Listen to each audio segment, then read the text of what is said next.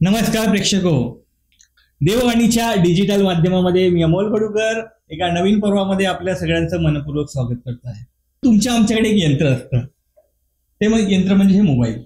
आणि या मोबाईलच्या माध्यमातून सुद्धा आजकाल भरपूर प्रकारचे गुन्हे घडत आहेत. म्हणजे हे समाजापुढे येत नाही, हे आपल्याला सांगता येत नाही. बऱ्याच लोकांना या मोबाईलच्या माध्यमातून ठगल्या गेलेल्या आहेत, लुटल्या गेलेल्या आहेत. वेगवेगळ्या सायबर क्राईमच्या माध्यमातून तुमच्यासोबत खूप सारे गुन्हे होतात. पण याचं अजूनही प्रसार, याचं अजूनही माहिती तुमच्यापर्यंत नसल्यामुळे आम्हाला हा खास कार्यक्रम आज तुमच्यासमोर घेऊन यावा लागेल. या कार्यक्रमाच्या निमित्ताने आज आपण सायबर क्राईमवर चर्चा करणार आहोत. आपले आजचे पहिले पाहुणे आहेत बलराम रमेश झाडोकार सर. सर नमस्कार, आपण आमच्या कार्यक्रमात आलात त्याबद्दल आपले खूप खूप धन्यवाद. मी त्यांचा एक परिचय करून देतो. झाडोकार सर सहाय्यक पोलीस निरीक्षक आहेत सायबर पोलीस स्टेशन चंद्रपूरमध्ये, आणि अतिशय बराच त्यांचा दीर्घ अनुभव आहे सायबर क्राईमच्या माध्यमातून, आणि बऱ्याच केसेस त्यांनी सॉल्व्ह केलेल्या आहेत. त्याचबरोबर आपल्यासोबत एक आणखी गेस्ट आहे, मी त्यांचं खूप खूप स्वागत करतोय. आपल्यासोबत आहे मुजावर युसुफ अली सर. मुजावर सर, आपलं खूप खूप स्वागत आहे आमच्या कार्यक्रमामध्ये. की सायबर हायजीन प्रॅक्टिशियन्स म्हणून ते आहेत, आणि ते सायबर पोलीस स्टेशन चंद्रपूर येथे कार्यरत आहेत. आणि आमच्यासाठी आमच्या अडचणीला मात करण्यासाठी, आमच्या प्रश्नांना उत्तरं देण्यासाठी ते सतत काम करत असतात. की आपण म्हणतो सायबर गुन्हे टीव्हीवर खूप ऐकलाय, ऍड्स येतात, सगळ्या गोष्टी येतात. ऍक्च्युअली म्हणजे सायबर गुन्हे म्हणजे असतं काय? सायबर गुन्हे म्हणजे इंटरनेट, मोबाईल, कम्प्युटर, संगणक या सगळ्या गोष्टींचा वापर करून जर एखादा गुन्हा घडला तर तो गुन्हा जो आहे तो सायबर गुन्ह्यामध्ये मोडला जातो. म्हणजे तुमची एखादी गोपनीय माहिती आहे, मोबाईलमध्ये तुमच्या सेव्ह आहे किंवा तुमच्या कम्प्युटरमध्ये सेव्ह आहे, ती कोणी चोरली किंवा काय केलं, ज्या कोणत्याही गुन्ह्यामध्ये, वेगवेगळ्या गुन्ह्यामध्ये ज्या ठिकाणी संगणकाचा, मोबाईलचा ज्या ठिकाणी वापर होतो आणि त्याच्या माध्यमातून जे गुन्हे होतात त्या गुन्ह्यांना आपण सायबर गुन्हे असे संबोधतो. संगणक तंत्रज्ञानाचा दुरुपयोग करून जर आपण याचा दुरुपयोग केला तर सायबर गुन्हे. बरोबर. तर सायबर गुन्ह्याचे काय वेगवेगळे प्रकार आहे आणि कशा वेगवेगळ्या पद्धतीने हे गुन्हे घडले जातात? सायबर गुन्ह्यामध्ये तसे अनेक प्रकार असतात. पण आपण जसं चंद्रपूर जिल्हा, महाराष्ट्र किंवा राज्य किंवा देशामध्ये जर बघितलं, सगळ्यात पहिला जो क्राईम आपल्या लक्षात येतो सायबर म्हणल्यावर फिशिंग हा क्राईम लक्षात येतो. फिशिंग प्रमाणे माणसाला आपण खाद्य देतो, त्याप्रमाणे आपल्याला कुठल्याही इंटरनेटवरती, मोबाईलच्या माध्यमातून, इंटरनेटच्या माध्यमातून आपल्याला कुठलं एखादं खाद्य द्यायचं आणि त्याच्या माध्यमातून आपल्याला जाळ्यामध्ये अडकायचं, आणि मग आपल्यासोबत जे आहे ते फ्रॉड होऊन म्हणजे सुरुवात जी आहे त्यापासून सुरुवात होते. पण याचे प्रकार असतील सर, म्हणजे कशा पद्धती, जाळे पण वेगवेगळे असतील. हा सायबर युग आहे इंटरनेट. आपण इंटरनेटमुळे कसं आपलं जग एकदम जवळ आलेलं आहे. आपण इथून बसल्या अमेरिकेच्या व्यक्तीशी बोलू शकतो, पाहू शकतो. बरोबर. परंतु हे इंटरनेट वापरताना जे काही आपल्याकडे चुका होतात, काही उणिवा असतात, त्या उणिवा जर आपल्याला माहित नसेल ना, त्याच उणिवांचा सायबर गुन्हेगार म्हणजे फायदा घेऊन मग आपल्यासोबत सायबर क्राईम करतात. आणि सायबर क्राईम हे कोणाही सोबत घडू शकतो. बरोबर. म्हणजे लहान मुलांपासून तर वयोवृद्ध, लहान मुलं असो किंवा वृद्ध, ते मोबाईल वापरतो, इंटरनेट वापरतो, आणि महिला मुलींचा विशेषतः याचा वापर असतो. त्यामुळे त्यांनी ह्या तंत्रज्ञानाचा वापर करताना खूप काही काळजी घ्यायची आहे. ज्या प्रकारे फिशिंग मध्ये म्हटल्यानंतर लॉटरी फ्रॉड आहे. समजा काय, तुम्हाला मी कधी लॉटरीचं तिकीटच काढलं नाही, बरोबर, तरी पण मोबाईलला मला एखादा मेसेज येईल की तुम्ही कोण बनेगा करोडपती, मग तुम्ही काय 1 लाख रुपयाची लॉटरी जिंकली आहे, लॉटरी लागलेली आहे. तर मी कधी तिकीट काढलं नाही, कुठे पैसे मी केले नाही, तरी मला काय नाही जाळा टाकला किंवा तुम्ही लॉटरी आहे, तुम्ही या ठिकाणी क्लिक करा किंवा या ठिकाणी तुमची माहिती भरा. आपण काय करतो किंवा नाही, लॉटरी 1 करोडची किंवा 1 लाख रुपयाची मला लॉटरी लागली आहे, आपण काय करणार, त्या ठिकाणी आपली जी पर्सनल माहिती आहे ती माहिती आपण त्या ठिकाणी भरणार. बरोबर. त्याचा वापर करून जे आहे ते मग तुम्हाला वेगवेगळ्या नंबरवर कॉल, तुमची लॉटरी आहे, लॉटरी फ्रॉड, त्यामुळे तुम्हाला काय, तुम्ही एवढे पैसे भरा, तुम्हाला जीएसटी साठी एवढे पैसे भरावे लागणार, किंवा इन्कम टॅक्स साठी तुम्हाला इन्कम टॅक्स लागेल, तुम्हाला एवढे पैसे भरायचे आहे, असं म्हणून तुमच्याकडून जे आहे ते पैशाची जी आहे ते मागणी करून वेगवेगळे प्रलोभन देऊन जे आहे त्या माध्यमातून तुमच्याकडनं पैसे जे आहे ते गेले जातील. त्यामुळे दुसरा आहे तो मॅरेज ब्युरो संबंधात जे आहे, समजा तुमचं जे सोशल मीडिया प्रोफाईल आहे, समजा त्याच्यावरती काय ते लक्ष ठेवणार. मी अमेरिकेमध्ये राहतो, मला इंडियामध्ये यायचं आहे, आणि मग मी तुमच्याशी लग्न करायची माझी इच्छा आहे किंवा हे आहे, या प्रकारे व्हॉट्सअप, फेसबुकवर जे आहे त्यांचा संपर्क करून त्यांना रिक्वेस्ट पाठवून त्यांना जे आहे ते दाखवायचं किंवा इमोशनल करायचं. आणि इमोशनल केल्यानंतर मग त्यांना मी इंडियामध्ये आलो, मला कस्टम विभागाने पकडलं आहे, माझ्याकडे काहीतरी चरस मिळाला आहे किंवा येते, त्यासाठी त्यांना पैसे पाहिजे आहे, तुम्ही मला पैसे द्या. एक केस सांगतोय. आपल्या जिल्ह्यामध्ये एक अशी घटना घडली की कोरोनामध्ये एका गव्हर्नमेंट एम्प्लॉईचा मृत्यू झाला आणि त्याचं जवळपास 1 कोटी रुपये त्याला स्टायफंड म्हणजे नुकसान भरपाई भेटलं आणि त्याच्या बायकोला चपरासी म्हणून जॉब लागला आणि त्याच्या 28 वर्षाची मुलगी होती. तर त्याने त्या मुलीचा फोटो शादी.com मध्ये टाकला आणि त्याला स्थळ आला साऊथ आफ्रिकेवरनं.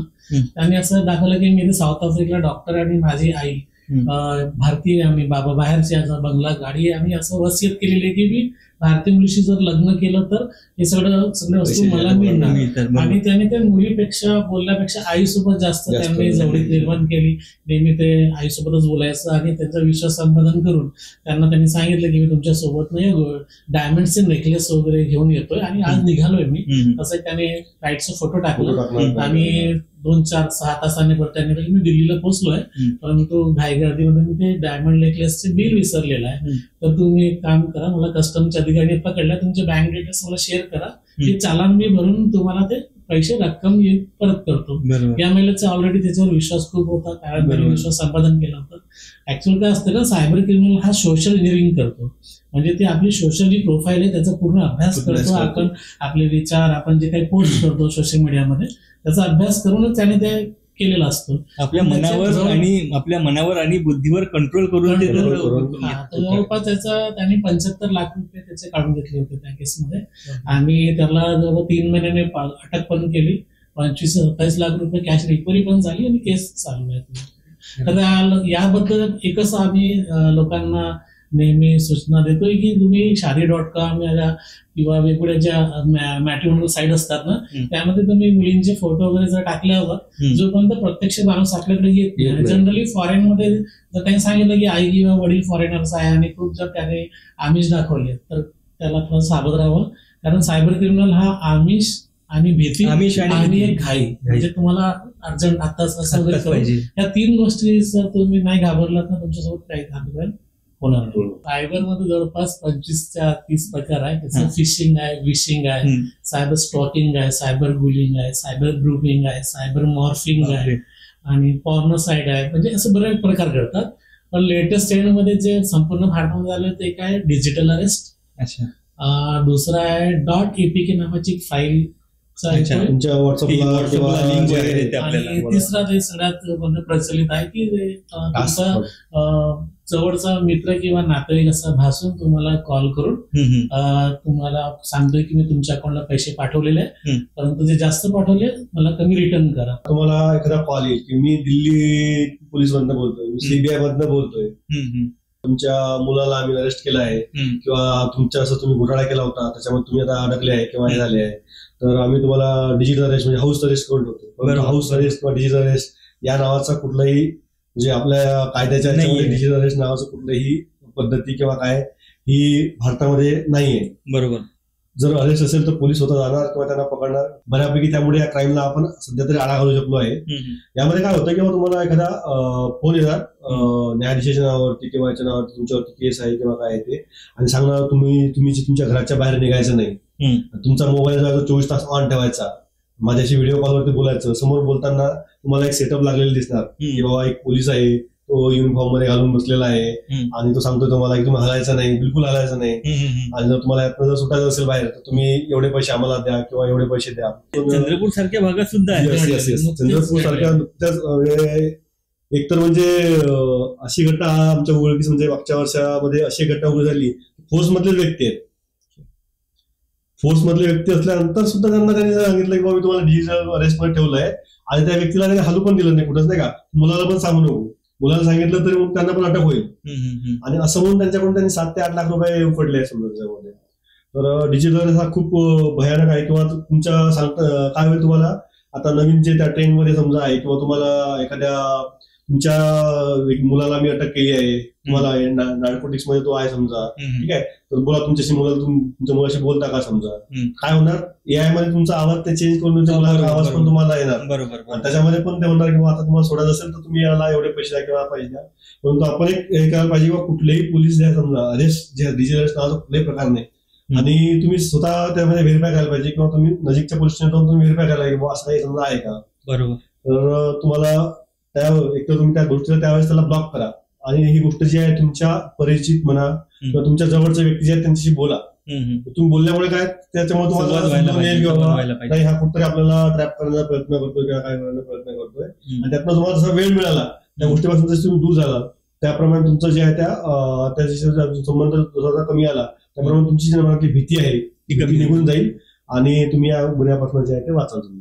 बरोबर. कॉलिंग व्हिडिओ कॉल येईल ज्यामध्ये तो पोलीस, सीबीआय, ईडी ऑफिसर म्हणजे ते आपल्याला गव्हर्नमेंट ऑफिशियल म्हणून सांगणार, आणि स्टार्टिंग मध्ये तो सांगणार की तुमच्या नावाने एक सिम कार्ड आहे जो की दिल्लीमध्ये ऍक्टिव्ह झालेला आहे आणि नॅशनल सिक्युरिटीला धोका असलेला क्राईम घडलेला आहे. म्हणजे भीती एवढी मोठी टाकतोय की माणूस म्हणतो की सीबीआय आहे वगैरे, आणि ते त्याची भीती दाखवून ते आपल्याला पैशाची उकल करतात. म्हणजे जेव्हा आधी आपल्याला अरेस्ट करतोय आपण 1 दिवस 2 दिवस, म्हणजे चंद्रपूरला जी घटना घडली आहे त्यामध्ये ते रिटायर पर्सन होते, त्यांना सीबीआयच्या नावाखाली असाच फोन आला होता आणि त्यांनी व्हिडिओ कॉलला स्वतःच आपल्या घरी ते 3 दिवस बंद होते आणि 3 दिवस मध्ये त्यांनी वैतागून त्यांनी प्रश्न विचारला की आता मी इथून बाहेर कसं निघू. मग त्यांनी विचारलं की तुमच्याकडे किती अमाऊंट आहे, त्यांनी सांगितलं की माझ्या अकाउंटला 10 लाख आहे, म्युच्युअल फंडला 20 लाख आहे, तर ते 30 लाख रुपये मला पाठवा तर मी तुम्हाला वाचवू शकतो. मग त्यांनी 30 लाख रुपये त्यांनी दिले आणि जवळपास 8 दिवसानंतर रिपोर्ट केली. त्या केसमध्ये सुद्धा आम्ही 11 लाख रुपये त्याचे वाचवलेले आहेत. तर तुम्हाला कुठेही वाटत नाही आपल्याला जायचं नाही, तुम्ही जर आहे डायल 112 वरती फोन करा. 112 वरती तुम्हाला मॅक्स टू मॅक्स पूर्ण महाराष्ट्राचा जो टायमिंग आहे 7 ते 8 मिनिटं किंवा 10 मिनिटं आतमध्ये तुमच्याकडे पोलीस पोहोचते. बरोबर. आणि या सगळ्या सुविधा सायबर क्राईम म्हणा किंवा महाराष्ट्र पोलिसने आपल्यासमोर सगळ्या सुविधा करून दिलेल्या आहे. फक्त आपल्याला आपल्या मनातली भीती काढून, संकुचितता काढून आपल्याला त्यांना फेस करायचं आहे, आणि आपण फेस करायला टाळतो म्हणून या सगळ्या गुन्हे होतात असं मला वाटतं. अतिशय.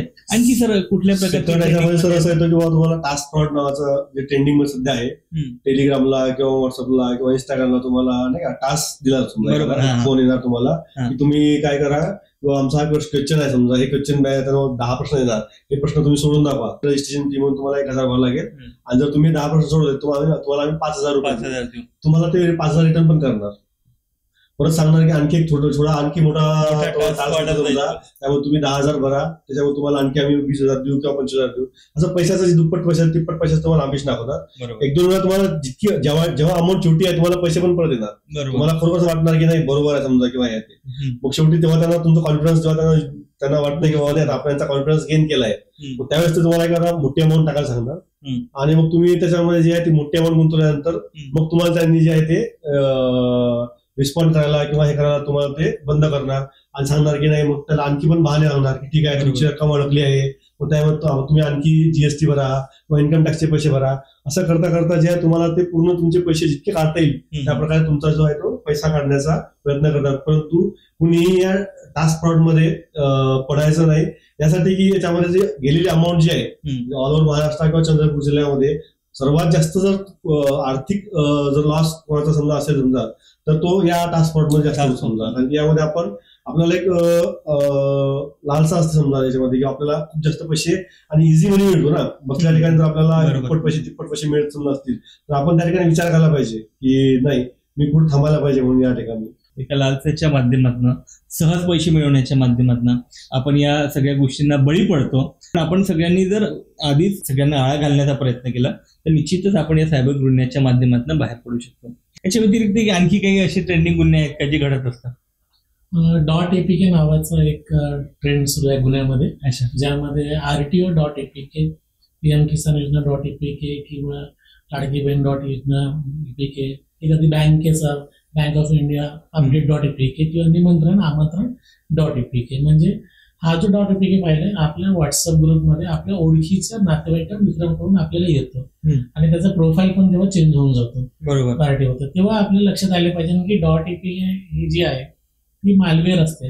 त्यावर जर तुम्ही क्लिक केलं ना तुमचा फोन त्याच वेळी मिरर इमेज होऊन त्या समोरच्या व्यक्तीकडे जातो आणि तो तुमचा फोन पे, गुगल पे, जीपेचं UPI पिन रिसेट करून अकाउंट खाली करू शकतो, तुमचे फोटो व्हिडिओचा गैरवापर करू शकतो, तुमचे डेटाचा लॉस करू शकतो. त्यामुळे असं .apk फाईल जर आपल्याला आली तर त्या माणसाला फोन करून सांगायचं की तुमचा हॅक झालेला आहे आणि सगळं ते .apk आल्याबरोबर आपलं व्हॉट्सअप हॅक होतोय. त्यामुळे खूप काळजी घ्यायची आणि व्हॉट्सअप हॅक होऊ नये म्हणून 2 स्टेप व्हेरिफिकेशन करायचं. 2 स्टेप व्हेरिफिकेशन मध्ये आपल्याला OTP आणि मेल मध्ये पण येतो. व्हॉट्सअपला जर तुम्ही सेटिंग मध्ये गेले व्हॉट्सअपच्या, 2 स्टेप व्हेरिफिकेशन नावाचा एक प्रकार आहे, तो आपला कधीही ऑन असला पाहिजे. तो कोड जर तुम्हाला माहिती समजा आहे, तो जर तुम्ही ते ऑन केलं असेल तर तुमचं व्हॉट्सअप जे आहे कधी हॅक होणार नाही. बरोबर. आणि तुम्ही एपीके फाईल डाउनलोड केली म्हणजे तुमच्या मोबाईलचा ऍक्सेस त्या व्यक्तीकडे जातो, त्याच्याकडे व्हॉट्सअप डाउनलोड करतो आणि तुमच्या ओळखीच्या व्यक्तींना ते एपीके फाईल सेंड करतो. सर्वात महत्वाचं म्हणजे एपीके फाईल आपण डाउनलोड करायची नाही. चुकीनं जर समजा होऊ शकतं किंवा कधी कधी कामाच्या ओघामध्ये किंवा आपण बघतो ना, समजा मला आता आमच्या वरिष्ठांनी आमच्या ग्रुपवर एखादा मेसेज आला, त्यांचा मोबाईल ऑलरेडी त्यांनी एपीके डाउनलोड केली, त्यांच्या नंबरवरनं जर मला आलं माहिती आली एखादा बँकिंगचा ग्रुप आहे किंवा रिसेंटची एक केस आहे, एका कॉलेजमध्ये प्रिन्सिपल जे आहे समजा प्रिन्सिपलनीच एपीके फाईल डाउनलोड केली, त्यांचं व्हॉट्सअप हॅक झाल्यानंतर त्यांनी काय केलं की syllabus.apk या नावाची एपीके फाईल बनवली त्या हॅकरनी आणि ती जी फाईल आहे ती पूर्ण कॉलेजच्या याच्यावर टाकून दिली. साहजिकच आहे, प्रिन्सिपलच्या नंबरवरनं जर मला एपीके फाईल आली तर नेमकं काय आहे हे पाहण्यासाठी माझी उत्सुकता आहे ना. इंटरनेटमध्ये उत्सुकता हा त्यांचं ते जे आहे त्याचा फायदा ते व्यक्ती घेणार. उत्सुकता आहे मला की याच्यामध्ये काय म्हणून, जसं मी ते केलं त्या प्रकारे जवळपास म्हणजे 150 लोक 200 लोकांचे जे आहे ते व्हॉट्सअप पूर्ण लोकांचे हॅक झाले. 4-4.5 लाख रुपये लॉस पण झाले त्यांचे. म्हणजे काय एपीके फाईल डाउन झाली, त्यातून तुमचे जे आहे पूर्ण क्रेडेन्शियल जे आहे समजा त्याला माहित होणार, तो तुमचं फोनपे पण रिसेट करणार, गुगल पे रिसेट करणार, तुमचे आलेले ओटीपी आहेत ते ओटीपी त्याला ऑटोमॅटिकली फॉरवर्ड होतात. असं जर आपल्यासोबत झालं तर तुम्ही काय करायला पाहिजे, त्याच्यामध्ये उपाययोजना म्हणून तुम्ही काय करायला पाहिजे, तुम्ही तुमच्या माय फाईल्स मध्ये जायचं, त्या ठिकाणी APK.APK किंवा APK सर्च करायचं, जी फाईल आपण डाउनलोड केली आहे त्या फाईलला सिलेक्ट करायचं आणि delete from remove from device करायचं. बरेच लोक तुम्हाला सल्ला देतील की तुमचा मोबाईल तुम्ही जे आहे तुम्ही रिसेट करा किंवा फॉर्मॅट करा, परंतु तुम्ही ती फाईल जरी त्यातली रिमूव्ह केली ना तरी तुमचा जो आहे तो तुमचा मोबाईल जो आहे तो सेफ होईल त्याच्यामध्ये. म्हणून काय करायचं, माय फाईल्स मध्ये जाऊन त्या ठिकाणाहून ती जी आहे एपीके फाईल जी आहे ती डाउनलोड जी आहे डिलीट करायची किंवा ऍप्स मध्ये जायचं, त्या ठिकाणी एपीके सर्च करायचं, तुम्हाला एपीके जी फाईल दिसेल ते तुम्ही त्यातनं डिलीट करा. म्हणजे काय, तुमचा मोबाईलचा ऍक्सेस जो आहे तो समोरच्या पासून जायला थांबला. त्यानंतर तुमचं जर व्हॉट्सअप हॅक झालं असेल तर व्हॉट्सअपचा तुम्ही व्हॉट्सअप गाईडलाईन्स वरती जा, त्याच्यामध्ये तुम्हाला QR कोड दिसेल, तो QR कोड स्कॅन करा किंवा त्या ठिकाणी असलेली हेल्प सेंटरला जा, त्या ठिकाणी माहिती भरा, त्या ठिकाणी तुमचं व्हॉट्सअप जे आहे तुम्हाला 1 दिवसामध्ये 2 दिवसामध्ये तुमचा व्हॉट्सअपचा ऍक्सेस पण मिळेल. किंवा जेव्हा आपण व्हॉट्सअपला ओटीपी टाकतो त्या ठिकाणी वरच्या बाजूला आपल्याला हेल्प नावाचा ऑप्शन येतो, त्या हेल्प नावाच्या ऑप्शनला तुम्ही क्लिक करा, तिथे आलेली माहिती भरा, तुमचं जे आहे ते व्हॉट्सअप चेक करते की बाबा याचा आधीचा हँडसेट किंवा आता हँडसेट आहे त्यामध्ये तुमचं जे अकाउंट आहे तुम्हाला परत मिळतं. बरोबर. या प्रकारे तुमचं जे आहे ते तुम्ही एपीके फाईल जर डाउनलोड झाली तर त्यातनं तुम्ही वाचू शकता. परंतु जर समजा कुठले, कारण की 100% असं वाटणार आहे कारण ते लगेच पेट होणारी गोष्ट आहे, म्हणून तुम्ही एपीके फाईल पहिली गोष्ट म्हणजे डाउनलोडच करायला पाहिजे.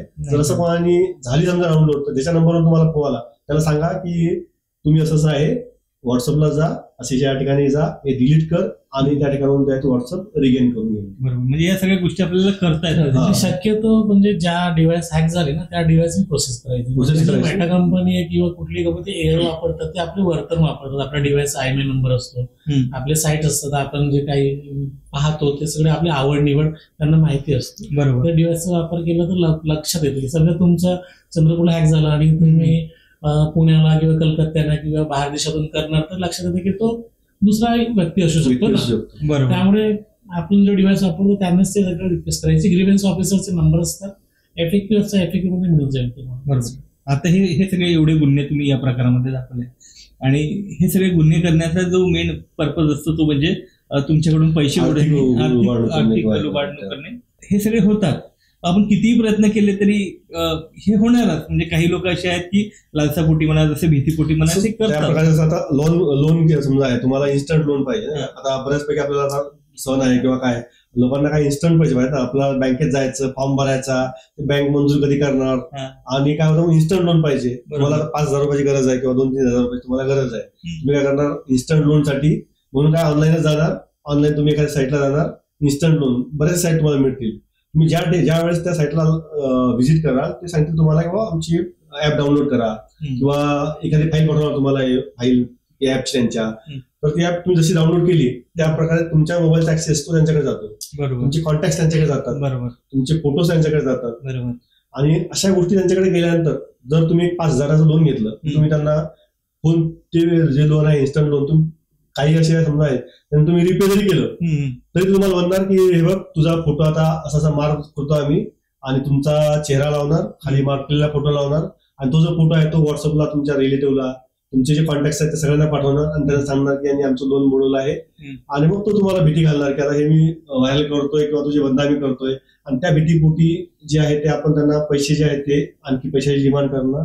म्हणजे बऱ्याचशा केसेसमध्ये काही लोकांनी सुसाईड पण याच्यामध्ये केलेलं आहे की पैशांची जेव्हा डिमांड ते पूर्ण करू शकले नाही तेव्हा त्यांनी सुसाईड पण अटेम्प्ट केलं समजा. पण हे झाल्यानंतर ज्यांची फसवणूक झालेली आहे त्यांनी काय करायला पाहिजे किंवा कुठल्या मार्गातून हे आर्थिक नुकसान हे थांबवू शकतात आणि त्याची कशा प्रकारे तक्रार आपल्या सायबर क्राईम मध्ये करता येते? आर्थिक नुकसान टाळण्यासाठी नाही का एक शासनाने गाईडलाईन केली, त्याला आम्ही गोल्डन हॉर्स म्हणतो.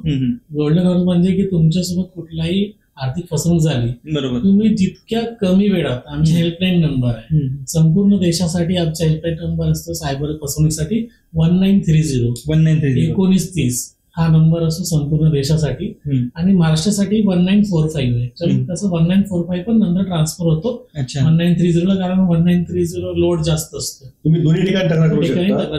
1930 फक्त स्पेसिफिक जे आहे आधी आर्थिक गुन्ह्यासाठी जे आहे ते पैसे थांबले पाहिजे, ज्या लेअरला ते पैसे गेले त्या लेअरला ब्लॉक करून ते पैसे वाचवायचे कसे, यासाठी म्हणून नाही का शासनाने पुढाकार घेऊन त्याच्यामध्ये 1930 आहे.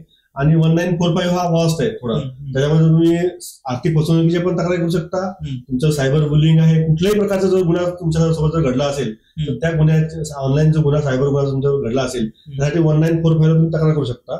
आणि दोन्ही सेमच आहे, असं काही तुम्ही म्हणजे कुठल्याच्या तक्रार केली तर तुमची तक्रार जी आहे त्या ठिकाणी स्पेसिफिक व्यक्ती त्या ठिकाणी ते नॉलेज ज्यांना आहे जसे बसलेले आहेत तुमची तक्रार ते ऐकून घेतील आणि त्यामध्ये तुम्हाला जे आहे ते तुम्ही तक्रार नोंदवून जे आहे इन्स्टंट त्या ठिकाणी तुमचे ज्या ठिकाणी पैसे गेले आणि हे 24/7 हे सेवा जी आहे सुरू आहे. समजा जसं आपलं नाव, आपला एरिया जिथे राहतो तो पोलीस स्टेशनचं नाव, पिनकोड नंबर, आपला अकाउंट नंबर, आणि जे गेटवे आपण वापरला फोन पे, गुगल पे, जीपे जे काही असेल त्याचे UTR नंबर असतात 12 डिजिटचे, बरोबर, आणि त्याचा एक ट्रान्झॅक्शन डेट अँड टाइम असतो ते तुम्हाला तिथे सांगावं लागेल. ते सांगितलं तर सिस्टीम अशी असते की तुम्ही 1930 तक्रार केली तर तिथे त्या बँकेचे नोडल ऑफिसर ऍक्टिव्ह असतात आणि तिथे समोरच्या ज्या अकाउंटला तुमचे पैसे गेले लेअर 1 लेअर 2 ला त्या अकाउंटला त्या लीन मार्क होल्ड वगैरे ते प्रोसेस सगळे करतात. बरोबर, म्हणजे जितका लवकर तुम्ही तक्रार केली पैसे म्हणजे जास्त लॉस होण्याचा थांबला. म्हणजे कसं एखाद्या ATM मधून त्यांनी काढून घेतलं तर फक्त त्याचं अकाउंट बंद होईल पण पैसे तर बाहेर निघालेले असतात. बरोबर, 1930 आणि 1945 लक्षात ठेवा. 1930 1945 हे 2 नंबर लक्षात ठेवा. असंच काही सायबर क्राईम तुमच्याशी करत असेल तर या क्रमांकावर डायल करा आणि मदत मिळवा आमच्या सायबर टीमची. सर अतिशय सुंदर. याशिवाय सर अजून आमची म्हणजे हे पण वेबसाईट पण आहे www.cybercrime.gov.in. अच्छा, तर नोंद करून घ्या. ही आमची वेबसाईट आमच्या स्क्रीनवरती तुम्हाला दिसेल आणि जर तुम्हाला असं काही प्रॉब्लेम येत असेल तर लगेचच आमच्या सायबर टीमशी संपर्क करा आणि निश्चितच तुम्हाला त्यातनं मार्ग मिळेल. तर हे सोशल मीडिया वापरताना युवकांनी कुठल्या प्रकारची काळजी घेतली पाहिजे? सोशल मीडिया वापरतानापेक्षा मी सांगतो की इंटरनेट वापरताना काही काळजी घ्यायची. त्यामध्ये मुख्यतः कसं असतं आज प्रत्येक माणसाकडे 1.5 GB किंवा 2 GB डेटा असतो आणि तो रात्री 10 वाजेपर्यंत संपून जातो. जर तुम्ही गुगल सर्च केला की मला 1.5 GB किंवा 2 GB डेटा खर्च करायचा आहे, मी तुम्हाला लिहून देतो, गुगल तुम्हाला म्हणणार की तुम्हाला 400 गाणे ऐकावं लागेल. 400 गाणे म्हणजे तुम्हाला दिवसाचे 8 तास, म्हणजे 24 तासात म्हणजे तुम्ही जर 8 तास फक्त इंटरनेट पाहण्यात व्यस्त करत असेल पण तुमच्या कामाशी तुम्ही न्याय देऊ शकत नाही. त्यामुळे इंटरनेट टाइम हे कमी आहे. म्हणजे जर गव्हर्नमेंट गाईडलाईन जर आपण पाहिलं तर 24 तासामध्ये 6 तास इंटरनेट वापरणे, त्यामध्ये 20 मिनिटं इंटरनेट बघणे आणि 5-10 मिनिटं रेस्ट करणे.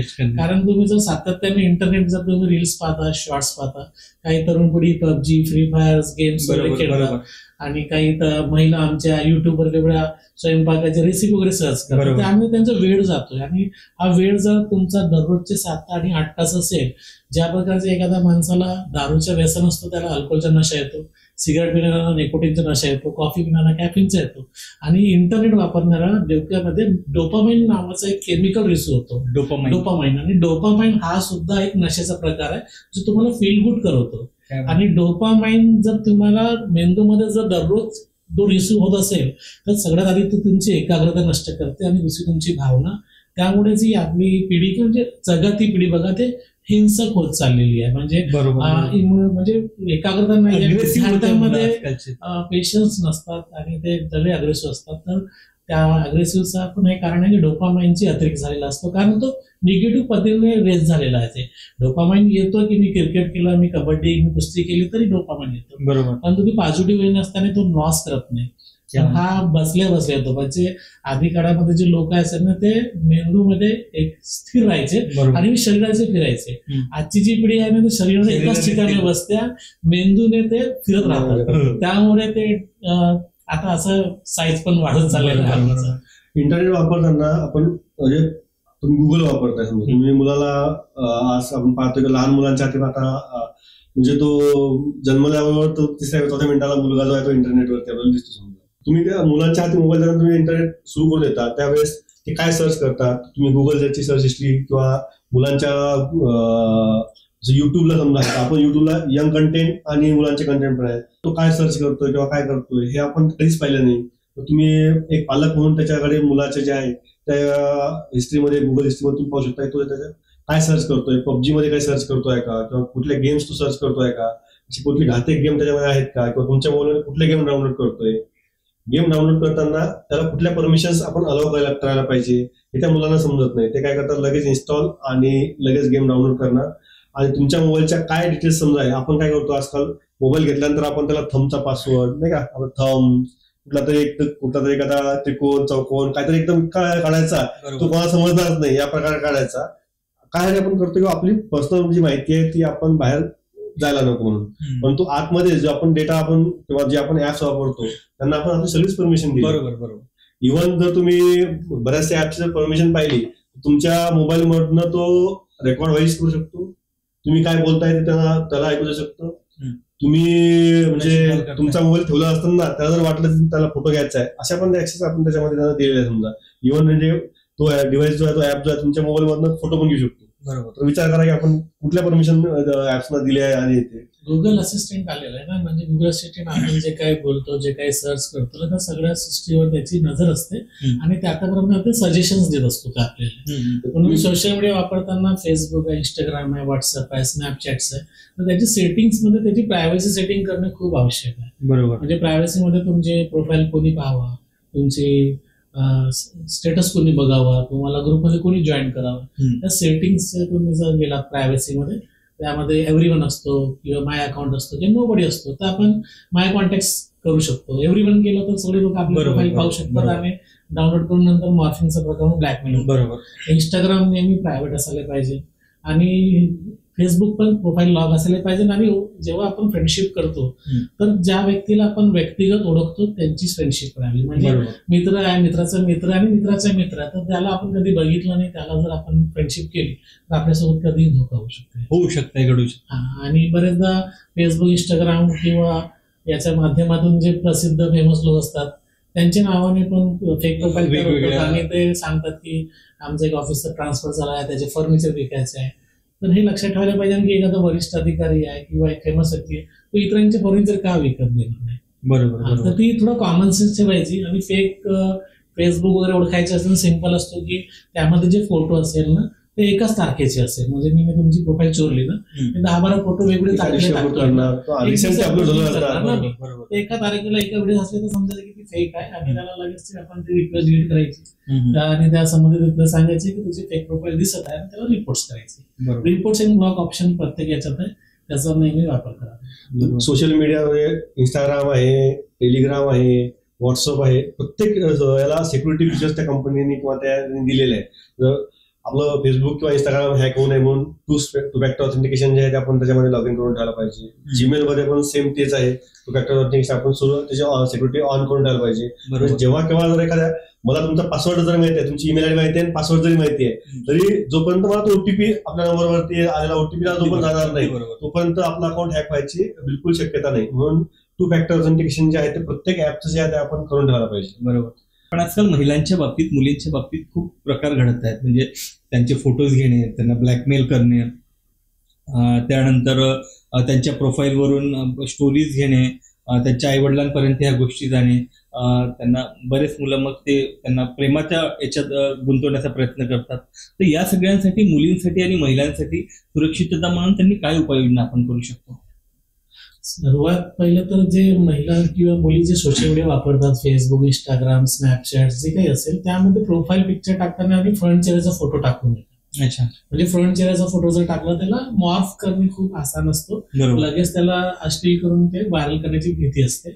साईड फेस वगैरे फोटो टाकणे त्याच्यात ठीक संयुक्तिक आहे. आणि जो फोटो आपण टाकतो, मला असं एखादा पार्टीमध्ये एखादी चांगली फोटो आहे आणि मी टाकायची आहे, तर ते फोटो टाकताना ते फोटो सिलेक्ट करायची गॅलरीमध्ये आणि त्याला एक नाव असतं इमेज वगैरे डेटचं, त्याला रिनेम करायचं. म्हणजे त्याला 1 2 3 ABCD केलं असं टाकून जर तुम्ही ते फोटो अपलोड केलात ना, तर तुमचं फोटोचा मेटाडेटाचा लॉस होतो. म्हणजे कसं असतं की महिला मुलींनी जर एखादी फोटो टाकली ना, त्याचा एक फोटो जवळपास 32 टाईप इन्फॉर्मेशन देऊ शकतो आम्हाला, ज्यामध्ये त्याने कुठल्या मोबाईलने तो फोटो काढलाय, कॅमेरा कुठला आहे, त्याचं रिझर्वेशन काय, आणि शेवटी ते लॅटलॉंग कुठे आहे. लॅटलॉंग म्हणजे ते स्ट्रेंजर्सला तुमचा घरचा जर पत्ता माहित नसेल आणि तुम्ही एखादी फोटो टाकलेली आहे, कुठली फोटो टाका तुम्ही, आणि ते तुमचा घरचा फोटो असेल, ते लॅटलॉंग मिळेल तर तुमचा घरचा पत्ता ते अनोळखी व्यक्तीला मिळून जाईल.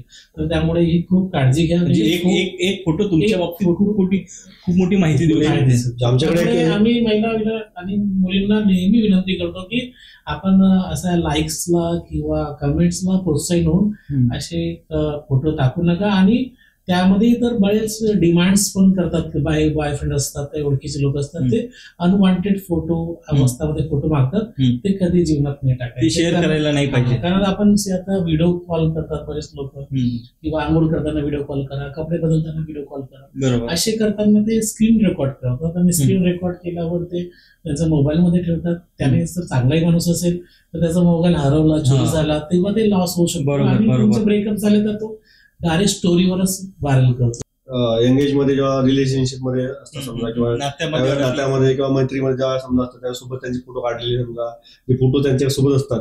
मग काय करतात, काही वेळानंतर जेव्हा त्यांचं ब्रेकअप होतं किंवा ज्यावेळेस पटायला लागत नाही, मग त्यावेळेस त्याचा जो आहे तो फोटोचा गैरवापर करून आमच्याकडे अशी केस झालेली, किंवा मुलगा आणि मुलगी आधी रिलेशनशिप मध्ये होते, त्यांच्यासोबत त्यांचे जे प्रायव्हेट फोटो त्यांनी काढलेले किंवा काढलेले, त्यांनी काय केलं, तिचे जे काढलेले फोटो आहेत ते फोटो एका वेबसाईटवरती त्यांनी अपलोड केले.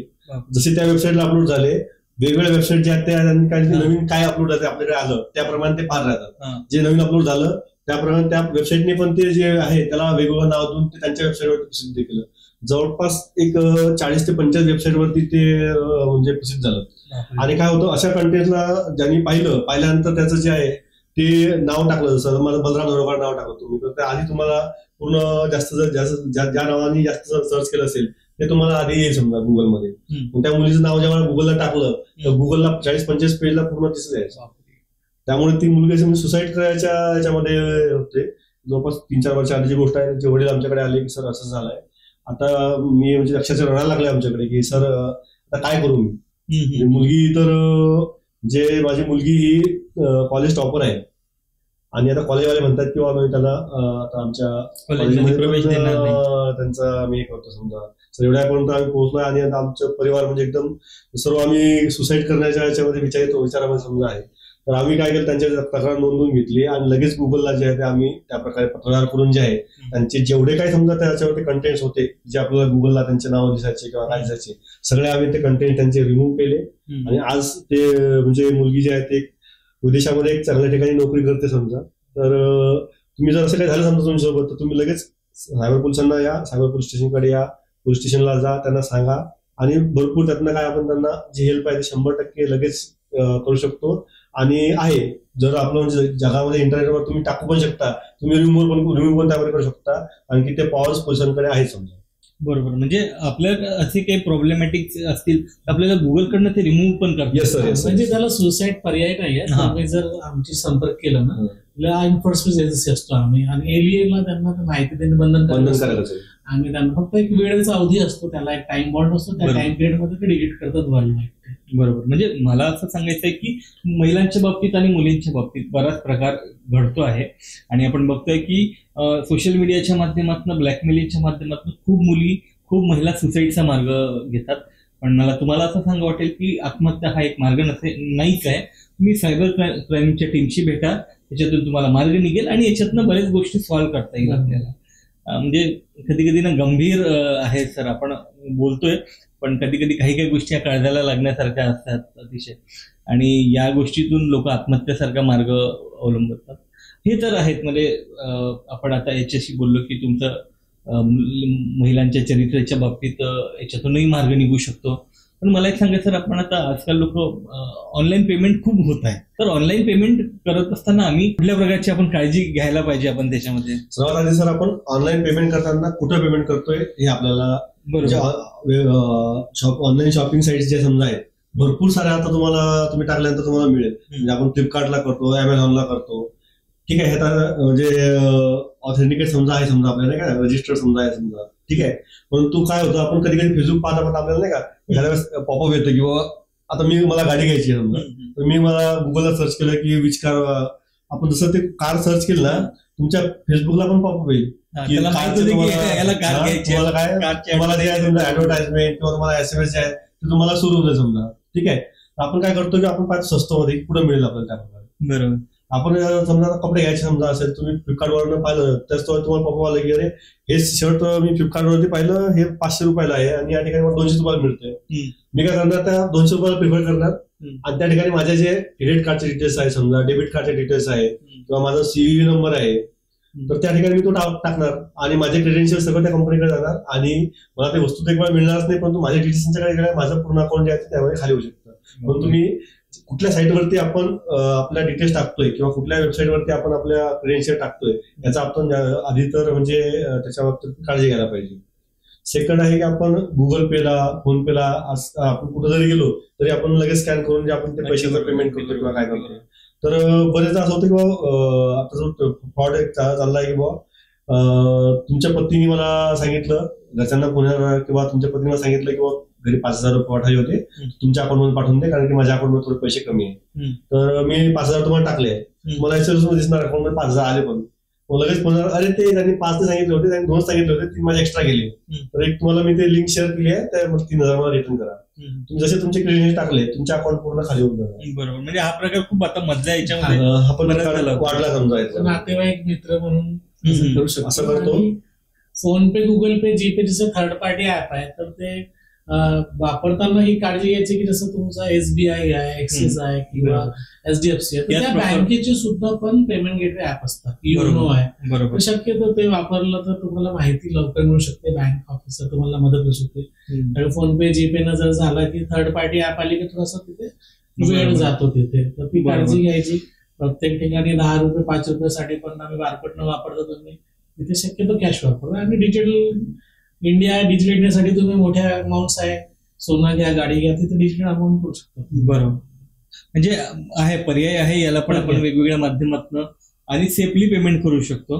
पैसे जर आपल्याला कोणाकडून घ्यायचे आहे ना, त्याला UPI आणि त्याचा पिन द्यायची गरज नाही. मोबाईल नंबर दिला, अकाउंट मध्ये येऊन जाईल. बरोबर. फक्त पैसे देताना आपल्याला UPIचा पासवर्ड. तुम्हाला इंटरनॅशनल ट्रान्झॅक्शनला OTP लागत नाही. आपला एक गोड गैरसमज आहे की OTP मी देणार नाही आणि मग माझ्यासोबत फ्रॉड होणार नाही. परंतु जर इंटरनॅशनल ट्रान्झॅक्शन जर करायचे असतील तर त्या ठिकाणी तुम्हाला OTP लागत नाही. बरोबर. म्हणजे जर तुमचं डेबिट कार्ड आणि तुमचा CVV नंबर आणि एक्सपायर तुमच्या कार्डची डेट समजली समजा, त्यानंतर कुठं आपण ते माहिती समजा पडली की बाबा असं आहे, तर ते विदेशातून खरेदी करणार तुमच्या डिटेल्स वापरून त्या ठिकाणी OTPची गरज लागत नाही. म्हणून आपण कधी पण बँकेचा SMS सिस्टम पण आहे समजा, तुम्ही SMS बँकेला पाठवायचं.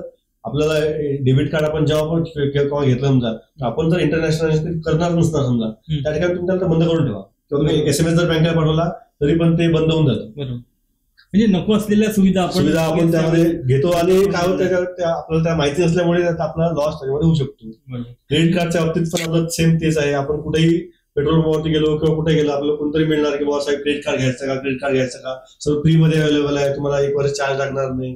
परंतु ठीक आहे, ते घेतलंय तुम्ही, ठीक आहे, परंतु घेतल्यानंतर त्याची जी काळजी आहे ती पण आपलं घेणं होत असतं. क्रेडिट कार्डवर तुमची क्रेडिट लिमिट खूप जास्त असते. बरोबर. आणि मग त्यावेळेला जेव्हा आपल्याला माहित पण होत नाही की आपल्यासोबत जेव्हा फ्रॉड झालाय किंवा झालाय, आणि मग जेव्हा महिन्याच्या एंडला जेव्हा आपल्याला बिल येतं की बाबा तुमचं काहीतरी झालंय, तू परचेस केलाय, त्यावेळेस ते गोल्डन अवरचे आहे ते निघून जात समजा त्या ठिकाणी. त्यामुळे पैसा आपला वाचणं जो आहे तो त्याला थोडं आळा येऊ शकतो. बरोबर. हे सगळं ठीक आहे. म्हणजे आपल्या मोबाईलमध्ये लोक ऍप्सच्या माध्यमातून घुसवून वगैरे हे सगळे घोळ करतात किंवा क्राईम्स करतात. पण कधी कधी काय होतं की बऱ्याच लोकांचं असं होतं की काही लोक मोबाईल चोरून घेऊन जातात आणि त्याच्यानंतर मोबाईल चोरून घेऊन जाऊन मग त्याच्यानंतर पण त्याच्यावर सायबर क्राईम होतात. पण मला एक सर विचारायचं की खूप लोकांचे मोबाईल हरवतात, पण मोबाईल हरवल्यानंतर ते सिम कार्ड बंद करतात आणि जाऊ देतात. पण मोबाईल हरवल्यानंतर आपल्याला काही त्याच्यावर तक्रार करता येते का, आणि मोबाईल हरवला तर मिळू शकतो का? सगळ्यात महत्वाचा खूप लोकांचा प्रश्न आहे की मोबाईल हरवला मिळतो की नाही बाबा. तर तो एक प्रश्न असतो. आज तर मोबाईल हरवला ना, तुम्हाला 2 दिवस भूक लागणार नाही, जेवण नाही. काय झालं का त्यामध्ये आपलं आयुष्यच आपण मोबाईल मध्ये जीव गेल्यासारखं होतं. जीव गेल्यासारखं होणार. मोबाईल म्हणजे काय, मोबाईल सर मोबाईल नाही मिळाला तरी चालेल, पण तुम्हाला त्याचे फोटो पाहिजे, त्याच्यातला डेटा पाहिजे मला. कारण की डेटाची जे आहे त्याची जे महत्व आहे ते भरपूर आहे. कारण की आपलं पूर्ण आयुष्यच आपण त्याच्यामध्ये कैद करून ठेवलेलं असतं. तर आता बरेचदा तुम्ही मोबाईल वापरताना घ्यायची काळजी, जसं आपण बाकी याच्यामध्ये आपण आपला मोबाईल चोरी न जावा यासाठी आपण काय काळजी घ्यायला पाहिजे. बाजारामध्ये तुम्ही जेव्हा मार्केटमध्ये जाल किंवा गर्दीच्या ठिकाणी तुम्ही जेव्हा जाल त्यावेळेस तुमचा मोबाईल तुम्ही कशा प्रकारे ठेवता, त्यावेळेस आपण आपला मोबाईल सांभाळून ठेवायला पाहिजे. पहिली तर तुम्ही खबरदारी घ्यायला पाहिजे, तुमचा मोबाईल जाणार नाही. तर बाजारामध्ये आपण नाही का भाजीपाला घ्यायला जाणार त्यावेळेस आपण वरच्या खिशामध्ये मोबाईल ठेवतो.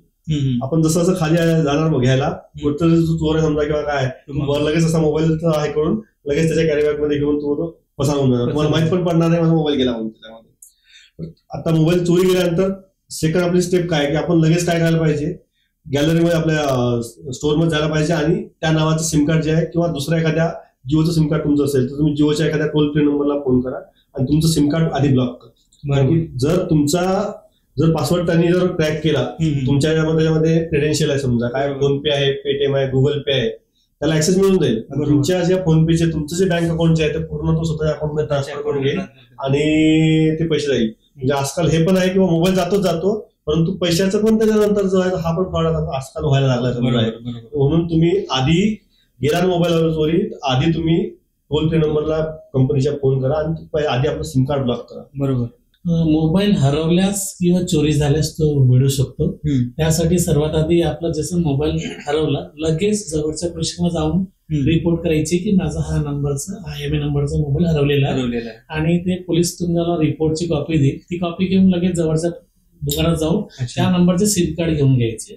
सिम कार्ड घेतल्यानंतर 24 तासामध्ये त्याच्या SMS सर्व्हिस सुरू होते. नंतर दूरसंचार विभागाची एक CEIR नावाची एक वेबसाईट आहे. Central equipment identification registration. जर तुम्ही संचारसाथी.gov.in दूरसंचार विभागाची वेबसाईट आहे, त्यामध्ये पण ही सुविधा आहे. तर संचारसाथी.gov.in केलं तर त्यामध्ये सिटीजन सॅनिटरी नावाचा एक टॅब येतो, ज्यामध्ये आपल्याला 4-5 प्रकारची सेवा आहे. त्याची पहिली सेवा असते CEIR, म्हणजे त्यामध्ये ब्लॉक युअर स्टोलन आणि लॉस मोबाईल.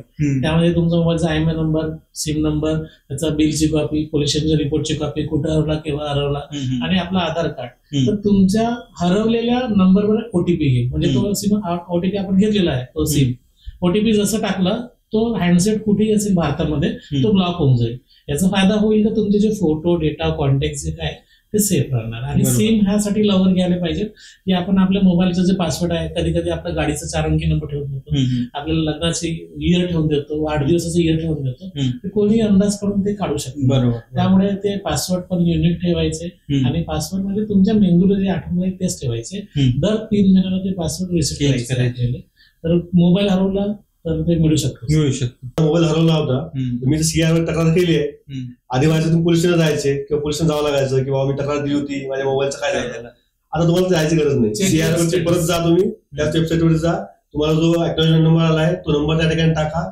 तुमच्या तक्रारीचं तुमच्या मोबाईलचं काय स्टेटस आहे, समजा त्याच्यावर कोणी सिम कार्ड टाकलाय का, तो ट्रेस झालाय का, आणि जर तो ट्रेस झाला त्याचा SMS पण तुम्हाला येईल. म्हणजे तुम्हाला कुठल्या पोलीस स्टेशनला जायची गरज नाही. तुमचा जर हरवलेला मोबाईल ट्रेस झाला तुम्हाला SMS येईल, तुम्हाला समजून जाईल माझा मोबाईल हरवला होता आणि ट्रेस झालाय. लगेच जवळच्या पोलीस स्टेशनला जा, त्यांना तो मेसेज दाखवा, ते जे आहे पोलीस त्या प्रकारे रिकव्हर करून तुमचा मोबाईल तुम्हाला परत करतो. बरोबर. म्हणजे अशा पद्धतीने आपल्याला म्हणजे घाबरायचं कारण नाही किंवा आता असं नाही किंवा तुमचा मोबाईल गेला काय होईल म्हणून, नाही का. आणि स्वतःच तुम्ही त्यामध्ये तुम्ही स्वतःचा मोबाईल जो आहे तो स्वतःच ट्रेस करू शकता. म्हणजे घाबरायचं कारण नाहीये.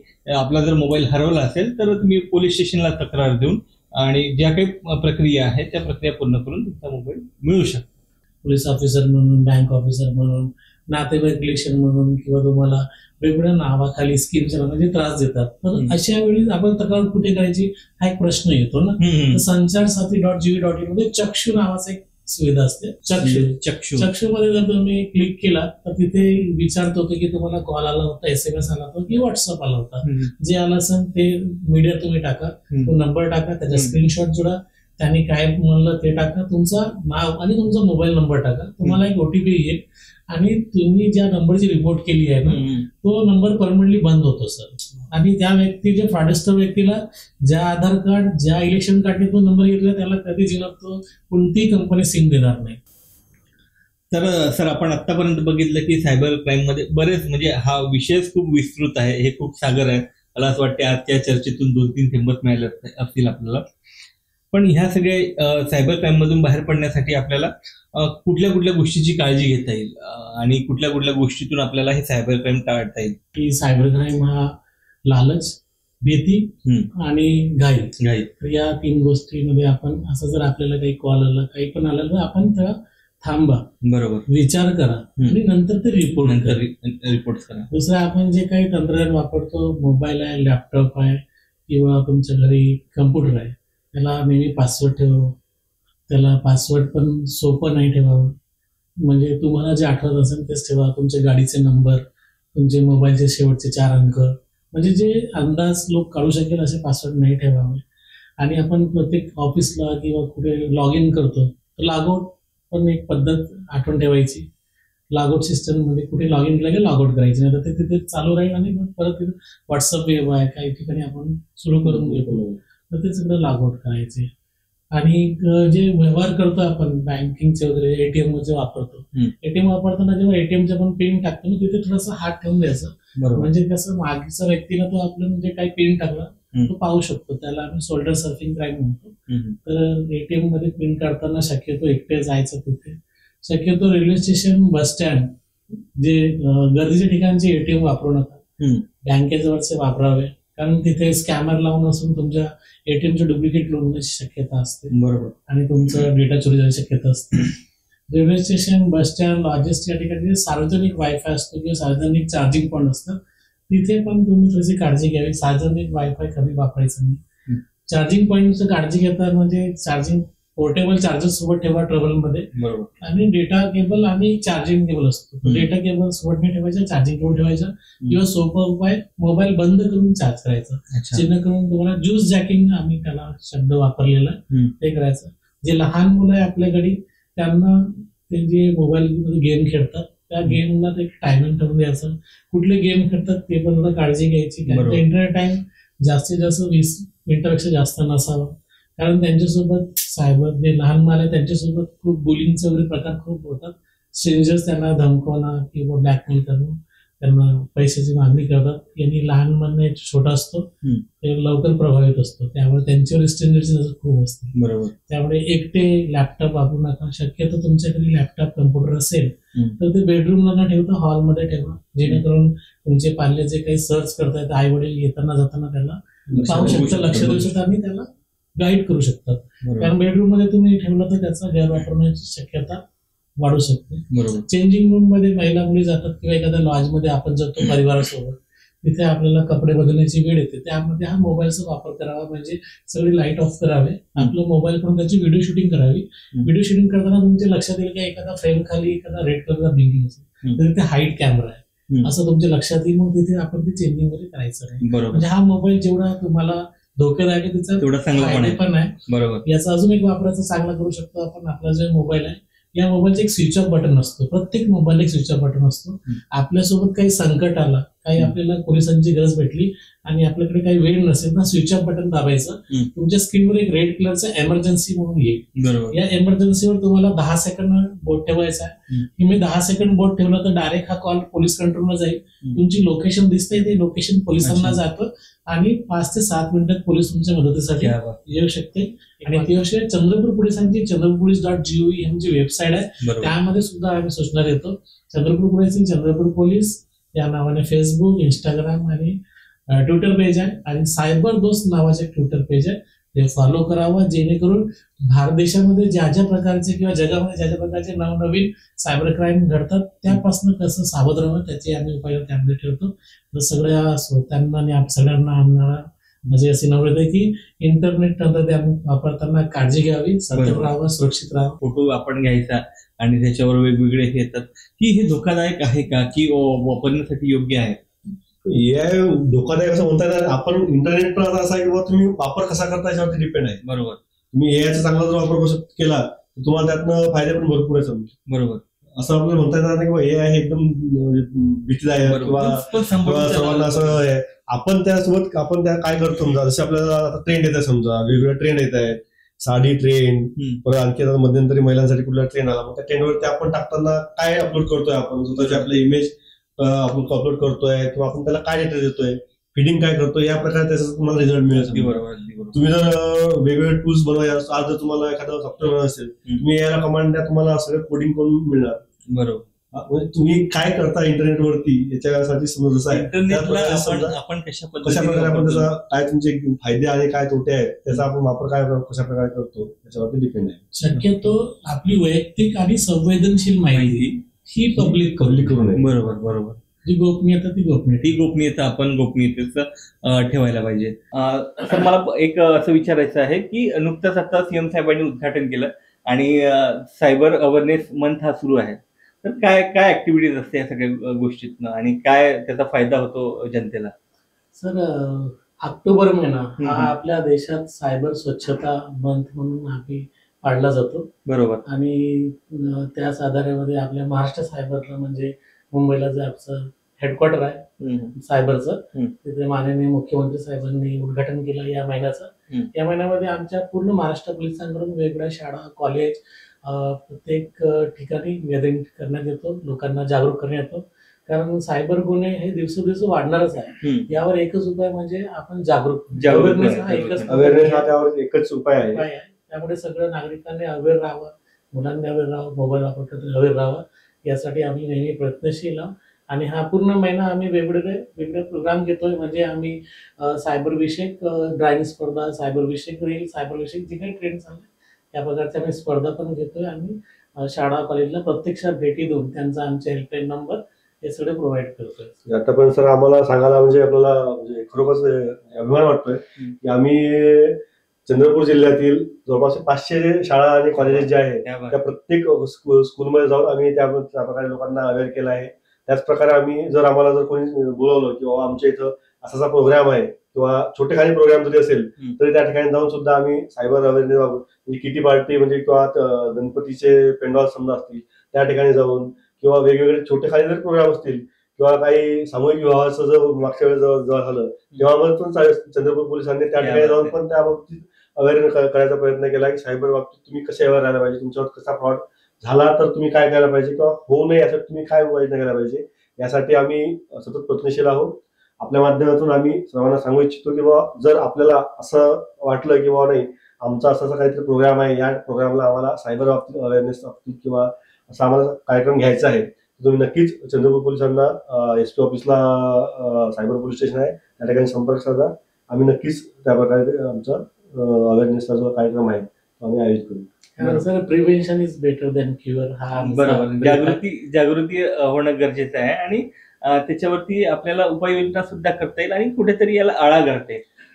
तर आमच्या ह्या कार्यक्रमाचा अर्थच तो होता की सायबर क्राईमच्या माध्यमातून आपल्याला आळा घालणं अतिशय महत्वाचं आहे. अतिशय सुंदर चर्चा आज आमची इथे झाली. आमच्यासोबत होते बलराम सर आणि त्याचबरोबर मुजावर अली सर. आपण दोघांनी अतिशय खूप सुंदर माहिती दिली आणि निश्चितच त्या सगळ्यांचा फायदा आमच्यासोबत होईल आणि तुम्हालाही या सगळ्या गोष्टीचा फायदा होईल. असेच वेगवेगळे कार्यक्रम आम्ही देववाणीच्या माध्यमातून तुमच्या समोर घेऊन येतो, ज्यातनं समाजासाठी जनजागृती करण्याचा जनजागृती होईल, समाजातनं त्या सगळ्याचा फायदा होईल. असंच तुम्ही आमच्यासोबत राहा, बघत राहा देववाणी, संवादवाणी. धन्यवाद.